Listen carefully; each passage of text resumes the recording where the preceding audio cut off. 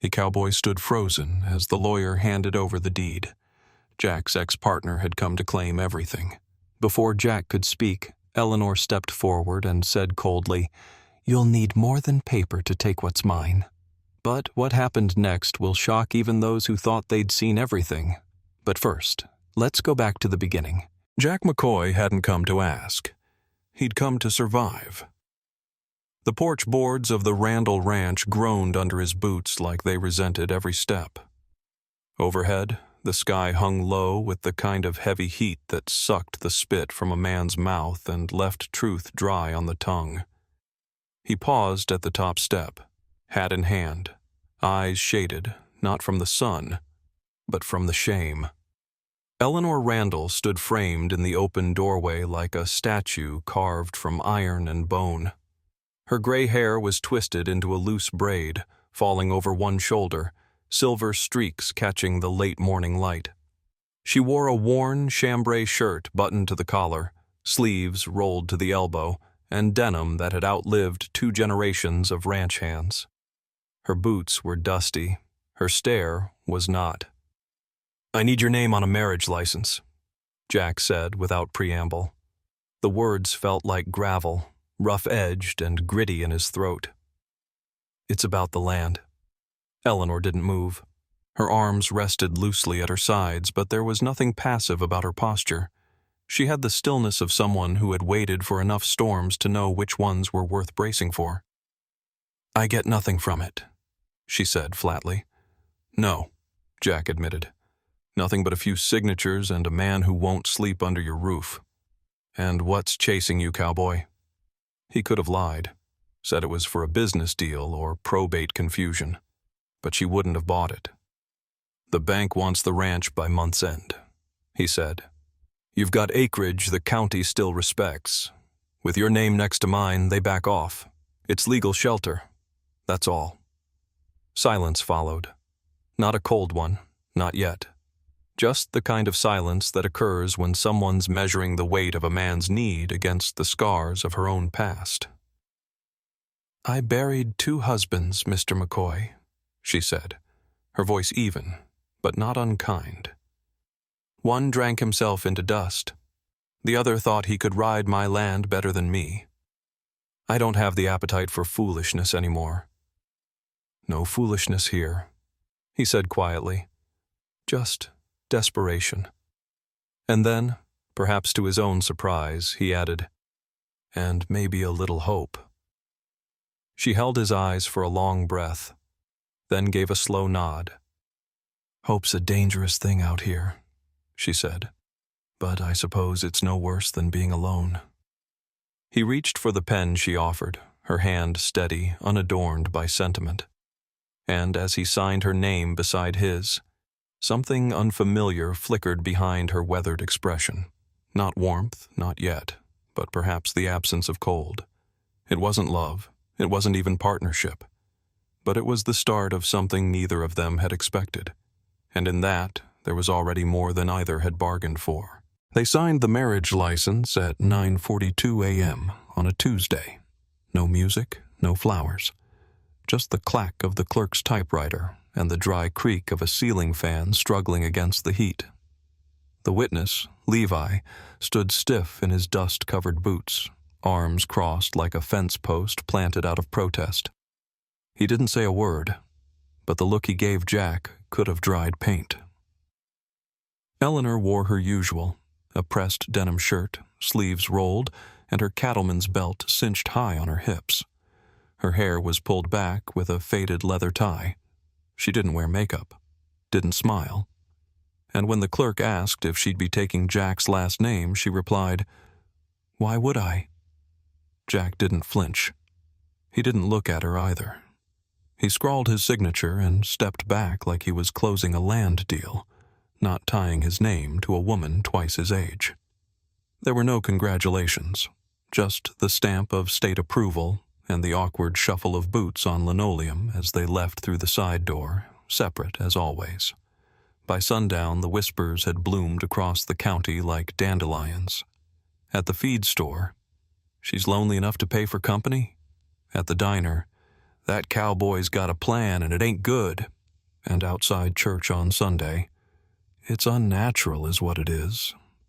But Eleanor didn't flinch under the eyes. She never had.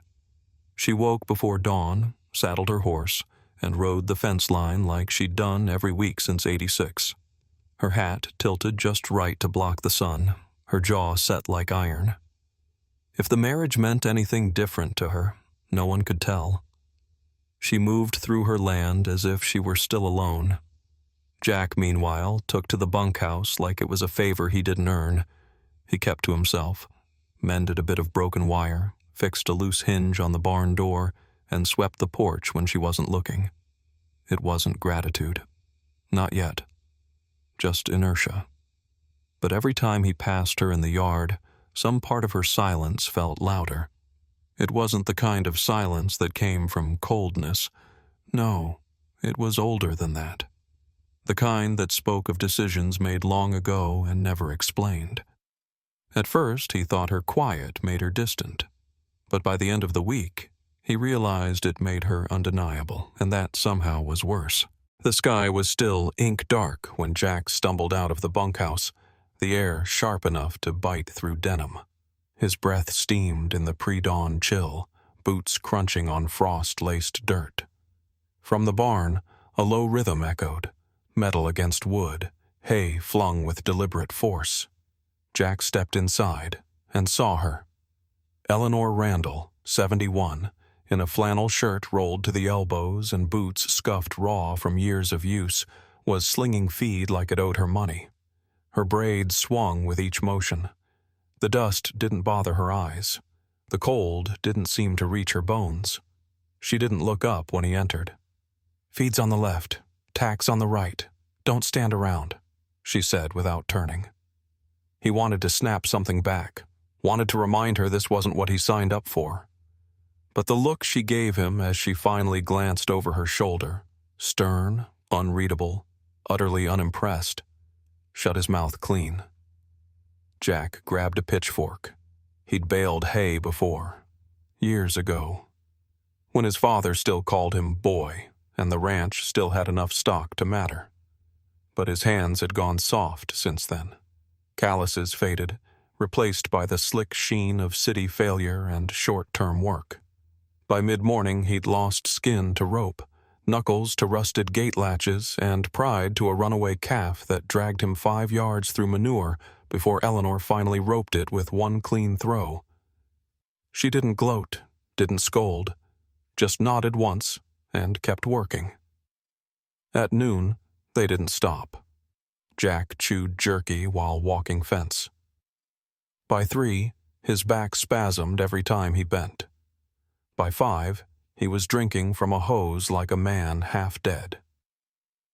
Eleanor had vanished by the time he dragged himself back to the house. No invitation inside, just a tin plate on the porch, biscuits, beans, and a hard-boiled egg. Still warm. He sat on the steps, fingers stiff as he ate. The porch light buzzed overhead. Crickets hummed in the grass. From somewhere deeper on the land, he could hear a lone cow lowing, a sound he hadn't realized he missed until now. He looked down at his blistered palms. The pain made sense. It was honest. He didn't say it aloud. Not yet.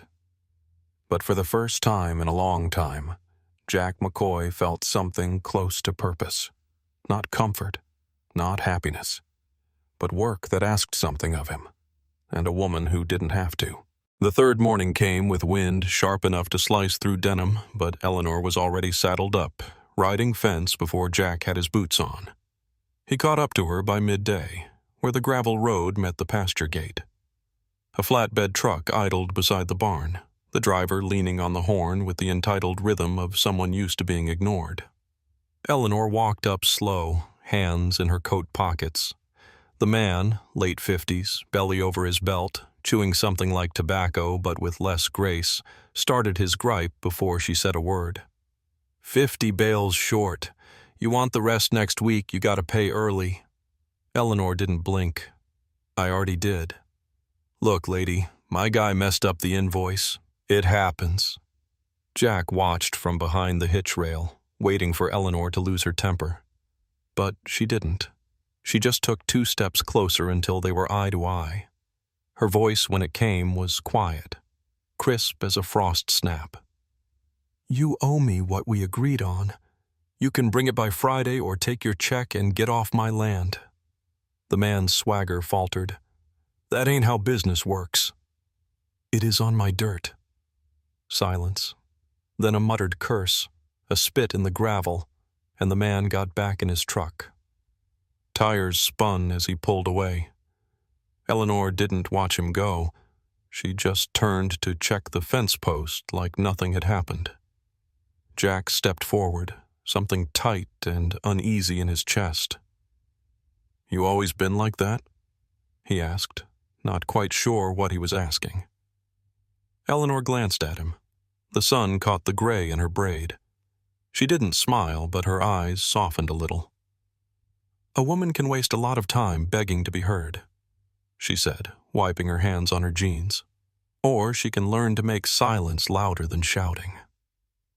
Jack didn't answer. Couldn't.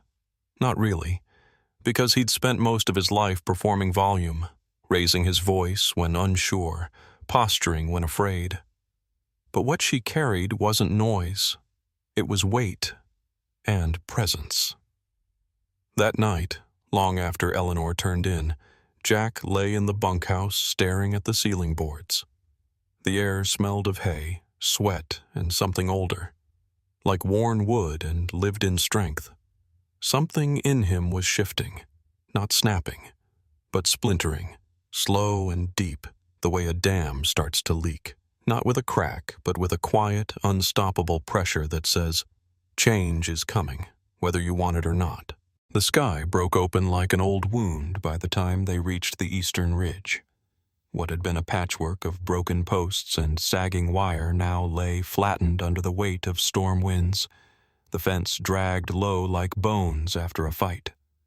Jack and Eleanor worked in tandem, neither speaking much, just the ring of the hammer, the snap of wire, the slow rhythm of grit against necessity. But when the clouds cracked wide and the rain came fast, there was no outrunning it. They made for the cattle shed, half-rotted, barely a structure, but dry enough to breathe in. Jack stood by the doorway, drenched from collar to boots, steam rising off his shoulders. Eleanor, soaked clear through, wrung out her braid without ceremony, and sat on an overturned feed bucket like she'd done it 1,000 times before. Maybe she had. For a few minutes, all Jack could hear was the rain battering the tin roof, relentless as regret. Then, without looking at her, he asked the question that had lived under his tongue since the day she said yes. Why'd you agree to this? Why me? Eleanor didn't lift her head, just rested her hands on her knees, fingers worn from decades of hard things. I've seen men come to me with silver tongues and oil in their pockets, she said, voice low but steady. They wanted the land. They wanted the cattle. They wanted the story.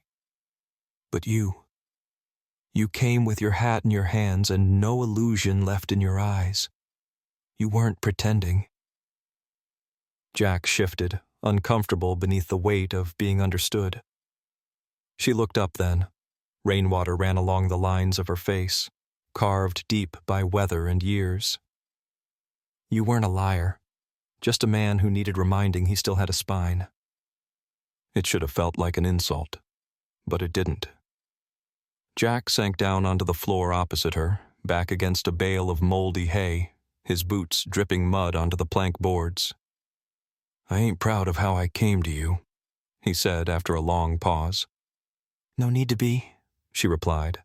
Pride's a poor seed if it won't grow anything. For a while they just sat there, 2 people soaked and silent, surrounded by the damp smell of cattle and wood rot. But something unspoken passed between them. Not romance, not obligation, just recognition. The kind of knowing that doesn't need a fire to keep warm. The kitchen smelled of percolated coffee and saddle soap, a scent that clung to Eleanor like a second skin. Morning sun slanted through the east window, catching dust motes mid-air and painting the room in a hush that felt earned.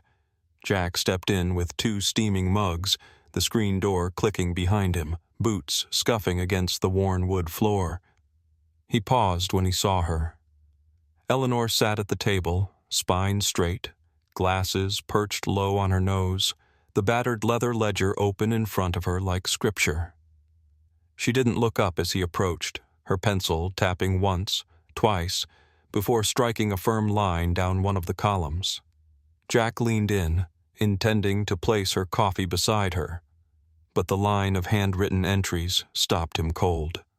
His name was there, just below hers, neatly penned beside the ranch account and grazing rights, the way you'd write something real, something permanent.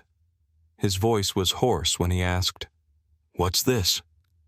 Eleanor didn't hesitate. "I said it was business," she replied, still scanning the page. Not that it couldn't be honest. The ledger was old, the spine cracked and brittle from years of calculation and stubborn survival.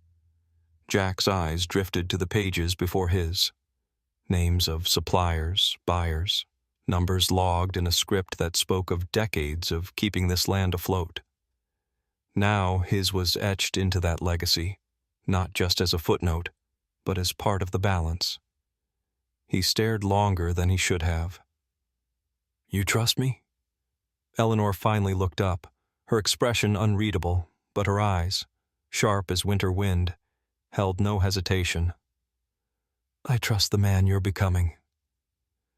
There was no sentiment in her tone, no softness, no smile, just truth, as solid as fence posts and tax filings. But for Jack, it hit harder than any declaration ever could. He sat down without thinking, the mug of coffee cooling in his hands, fingers tightening around the handle like it might anchor him. The ledger sat open between them, quiet and unimposing. But in that silence was everything: acceptance, responsibility, and a future neither of them had spoken aloud yet. He'd walked into this house with a contract in mind, but somewhere between the broken fence, the rope burns, and the rain, something else had taken root. Not romance. Not yet. But something real. And maybe that was rarer. The sun dipped low behind the cottonwoods as the dust trail settled along the ranch road, a sure sign that whoever was coming wasn't welcome. Jack stepped out from the barn, sweat still drying across his back, shovel slung in one hand like a weapon of habit. He spotted the black car idling near the front gate. Too clean for these parts, too slick. Then came the figure. Clint Bennett. Jack's former partner walked like a man who thought the world still owed him something. His boots were new. His jacket, leather and overconfident, didn't match the land he stood on.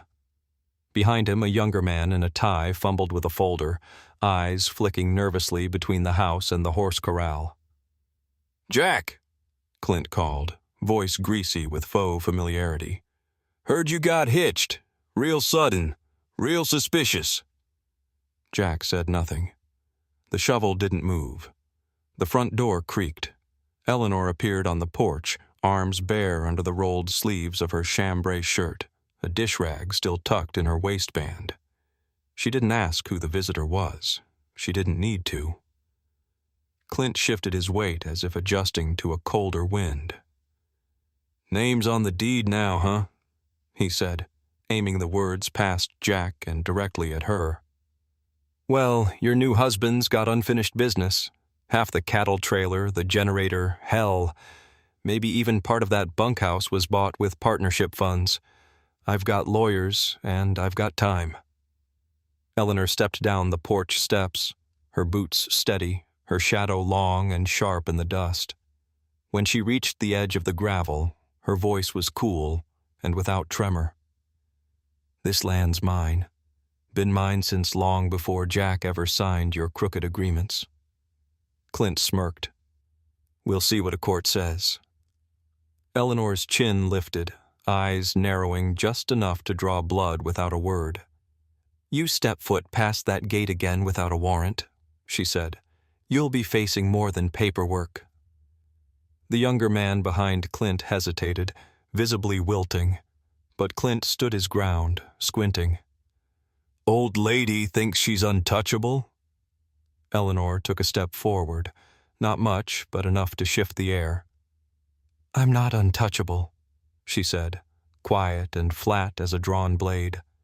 "I'm just not alone anymore." Jack hadn't moved. He didn't need to. That was the moment Clint understood the rules had changed, and that this place, this woman, this land, this silence, wasn't his to rattle anymore. The light stretched long across the pasture that evening, turning every blade of grass into a sliver of gold. The dust had settled from the week, literally and otherwise, and the stillness held a weight that felt earned. On the porch, Eleanor sat with her feet propped on the railing, sipping sweet tea that had long since gone warm. Her joints ached, but she welcomed the ache.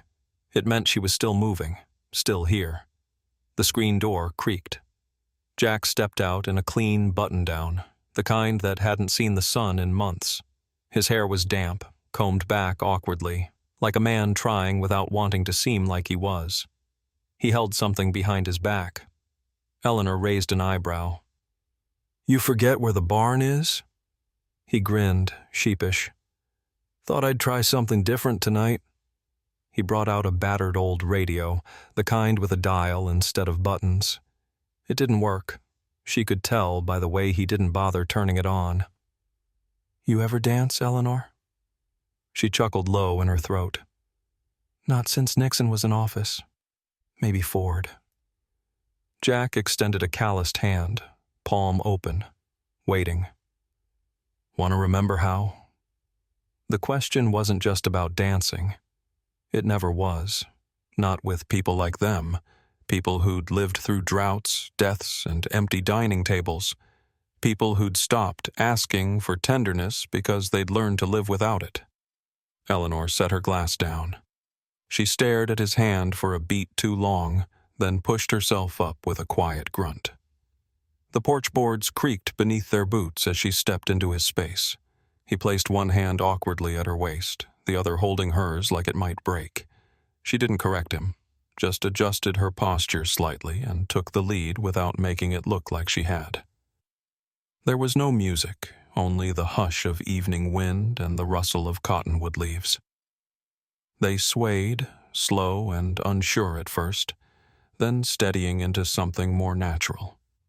The horizon burned copper behind them, the air thick with the smell of hay and earth. They didn't speak. There was no need. Every shift of weight, every inch of space closed between them, spoke louder than words. It wasn't romance, not in the Hallmark sense. It was something rarer. Recognition. Ease. Respect earned one chore, one silence, one heartbeat at a time. When Eleanor finally leaned her head lightly against his shoulder, Jack closed his eyes, not to dream, but to memorize. And in that quiet, golden dusk, they weren't widow and cowboy. They were simply two people who had stopped running. Sunday morning broke with the kind of hush that only came after a long, hard rain. The fields shimmered in soft light, the earth still damp, and the air was thick with that clean, post-storm scent. Jack was already out by the equipment shed, sleeves rolled up, arms smeared with grease. The sun hadn't fully crested the ridge, but he'd been at it since before first light, tightening bolts on the hay baler Eleanor had said was beyond saving. By now, the townsfolk had noticed, not just because gossip traveled faster than a prairie fire, but because Jack McCoy had quietly, stubbornly refused to leave. No dramatic declarations, no bar fights or back alley deals, just work. Long, ugly, necessary work. The clerk at the feed store mentioned he'd seen Jack unloading seed bags solo, no Eleanor in sight. The postmistress whispered that Jack paid the overdue parcel bill on the Randall account without asking for credit. And at church, where Eleanor hadn't shown up in 3 Easters running, old Marla Taggart leaned over to her husband and said, "He don't look like a man playing pretend." Even Levi, the ranch hand who had glared at Jack every morning like he was an infected wound, finally walked by him at the fence line and gave a single nod. "Guess you're sticking around." Jack didn't puff up, didn't smile like a man who'd won something. He just wiped the sweat from his brow, leaned on the post he'd just reset, and looked toward the house. There she was, Eleanor, wearing a faded work shirt, her gray braid down her back, holding a tin watering can like it weighed nothing. She moved from planter to planter with slow precision, humming low under her breath, as if the world around her finally felt just quiet enough to be safe. Jack's eyes stayed on her longer than he meant to. Not in longing, not even in awe, in recognition. "Yeah," he said, almost to himself. "I am." It wasn't a declaration. It wasn't meant for applause. It was an answer, the kind a man gives when he's finally found something he's willing to build with his own hands, and stay to see it through. The wind outside had stilled by the end of the week, the kind of hush that came not from absence, but arrival. Inside the ranch house, the table was set for 2, not out of ceremony, but habit. Jack sat across from Eleanor, hands rough from work, heart steadier than it had been in years. He watched her ladle stew into chipped bowls, her sleeves rolled, silver braid tied back with a strip of calico. Her movements were slow, sure, never seeking attention, just doing what needed to be done. And Jack, he couldn't stop looking at her, not because of some sudden surge of romance or because the town had finally shut up about their arrangement, but because now, sitting here, he saw her fully. Eleanor Randall, 71, had once seemed like a lifeboat to a drowning man. Strong, practical, sharp-tongued. A woman who didn't ask for help and didn't give it without good reason. But now he saw more. She was not just survival. She was structure. A house with beams so well worn, they didn't creak under storms anymore. She didn't dazzle, didn't flirt, didn't promise. She just stayed. When she passed him the cornbread, their fingers brushed. She didn't flinch, didn't speak, but her eyes lifted, locking with his. There was no question in them, no demand, no longing, just something else, something firmer, unconditional presence. Jack's throat tightened. For years he'd lived like a man trying to outrun a shadow. His debts, his regrets, his own sense of worthlessness. Even when he wasn't sleeping under tarps or chasing another failed scheme, he'd still been running, always trying to prove something to someone who was never watching. But not her. Eleanor had never asked for his past, only his shovel in the dirt. She didn't care how he got here, only what he did once he arrived. And now, her eyes weren't asking for love. They gave it. Quietly. Completely. In that moment, Jack understood what had changed. It wasn't the ranch. It wasn't the debt being lifted. It wasn't even that he had finally stopped running. It was that someone had seen him, truly seen him, and decided he was enough. He reached across the table, calloused hand resting atop hers. Not to possess, not to impress, just to stay. Because he wasn't Jack McCoy, the desperate cowboy, anymore. He was Jack Randall, and for the first time he knew exactly what that meant.